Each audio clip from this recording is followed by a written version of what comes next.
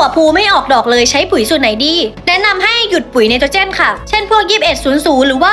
4600เพราะว่าจะทำให้แตกใบเยอะแต่ไม่ยอมออกดอกแล้วก็ให้ใช้ปุ๋ยเร่งดอกแทนค่ะเช่นพวก82424หรือว่า122412เร่งดอกแล้วก็กระตุ้นดอกเร็วหรือว่าใครจะผสมเองก็ได้นะคะให้ใช้